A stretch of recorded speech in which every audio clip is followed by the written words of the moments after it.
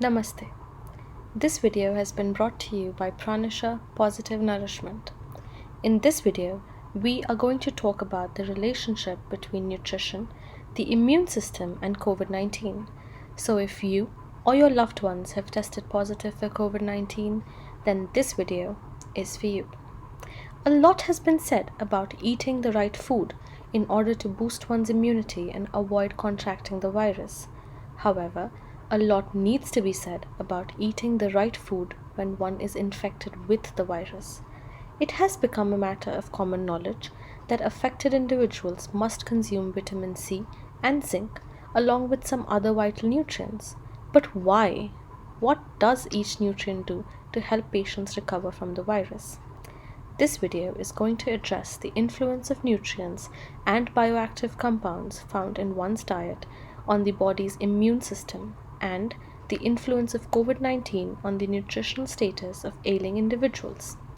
A nutritional deficiency during the infected stage of an individual could be due to a variety of eating disorders such as anorexia or bulimia, but could also be a result of diarrhea, nausea, vomiting, hypermetabolism, hypoalbuminemia, and excessive loss of nitrogen.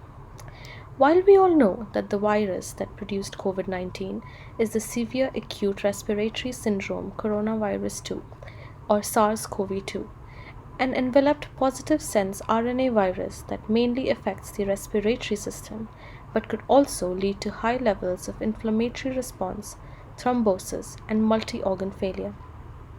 The influence of nutrition in the immune system has been widely reported. Recent studies have highlighted the influence of both an adequate nutritional status of the individual before contracting the virus and also the intake of specific nutrients when one is infected with the virus. Let's start by looking at the effects of macronutrients on the immune response of the body. A deficiency of proteins in the body has been linked to an impaired function of the immune system. This is mainly due to the negative effects on the gut associated lymphoid tissue and the number of functioning immunoglobulins. However, it is not the quantity of proteins in the diet that matters. The quality of proteins is an important factor with regard to the relationship between this macronutrient and the immune system. It has been highlighted that including proteins of high biological value such as the ones present in eggs, fish, lean meat like chicken or turkey, and in dairy contain all essential amino acids which would exert an anti-inflammatory effect in the body. Additionally, some amino acids found in a variety of nuts and other food such as cabbage, spinach, beans, and lentils are well known for their ability to modulate the immune system. A diet consisting of lipids or fats are usually considered a huge no by a lot of people. However, among lipids, omega-3 fatty acids like EPA and DHA have the ability to inactivate the enveloped virus by modulating the best possible host lipid conditions that are required for the virus to replicate. In addition to this, these lipids are enzymatically converted to pro-resolving mediators and can alleviate inflammation. Therefore, it can be concluded that some lipids may be useful to reduce the severity or accelerate the recovery process for patients infected with COVID-19. A diet consisting of lipids also has the ability to block the platelet activation factor as well as its receptor. Therefore, exerting anti-inflammatory effects is beneficial in COVID-19. Lipids also have the ability to regulate enzymes involved in the platelet activating factor biosynthesis. The blockage of platelet activation may be useful to prevent the thrombotic complications associated with COVID-19. It is considered that the consumption of food with a higher glycemic index, for example simple or processed carbohydrates, could result in a mitochondrial overload and the synthesis of free radicals. It could be said that an increase in the circulating levels of inflammatory cytokines such as C-reactive protein, which is CRP, tumor necrosis factor alpha, that is TNF alpha, and interleukin 6, which is IL-6, have been reported with the consumption of these kind of carbohydrates. Due to the inflammatory status that usually occurs in respiratory infections such as COVID-19, it is advisable to limit the consumption of carbohydrate-rich food, especially while recovering from COVID-19. The importance of fiber for the correct metabolic functioning of the body has been widely reported. Several studies have revealed that an adequate fiber intake, which is anything between 25 to 35 grams per day, may help reduce both systemic and gut inflammation. Thus, the consumption of foods that are a good source of fiber could be proportional to lower levels of inflammatory cytokines such as CRP, TNF alpha, and IL-6. Micronutrients such as vitamin A, B, C, D, E, selenium, zinc, and iron play an important role in the maintenance of adequate immune function.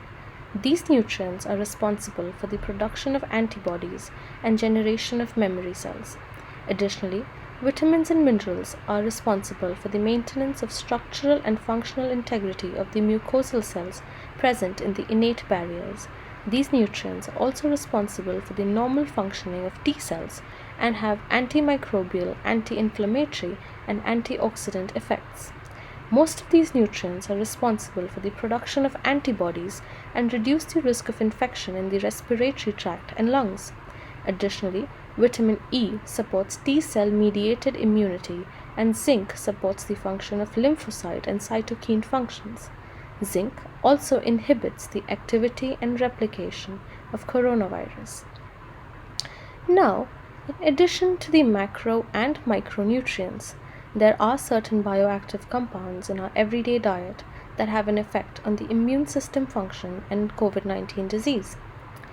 Resveratrol, present in berries, grapes, nuts, and red wine, and oleolithiamide, present in oatmeal, nuts, and cocoa powder, have an anti-inflammatory effect and therefore decrease the values of peroxisome profilator activated receptor, tumor necrosis factor, and interleukin, therefore reducing the inflammatory response induced by the coronavirus infection. Another very interesting and easily available bioactive compound that is beneficial in COVID-19 are probiotics. The gut microbiota is in continuous bidirectional interaction with the host, regulating both adaptive and innate immune functions. Nowadays, great attention is paid to the presence of microorganisms in the lung, an organ rich in bacterial colonies. Indeed, a crosstalk between both organs known as gut-lung axis has been proposed. Consequently, exogenous factors such as antibiotics, diet, or exposition to toxics that alter gut microbiota could cause lung inflammation through the mentioned axis, thus increasing morbidity of fibrosis or pneumonia, which are clinical outcomes of COVID-19. Taking this into account, it has been recently postulated that probiotics can exert protection against viral infections at 3 different levels. The first being providing a stronger innate immune system in the gut. The second is by decreasing gut permeability, and third, by regulating the acquired immune response. Based on these ideas, probiotics could be proposed as potential tools to be included in the nutritional treatment of COVID-19 patients. Now, the general recommendation for COVID-19 patients is to follow healthy diets to maintain correct immune function. Optimal intake of all nutrients, mainly those that play crucial roles in immune system, should be assured through a diverse and well-balanced diet.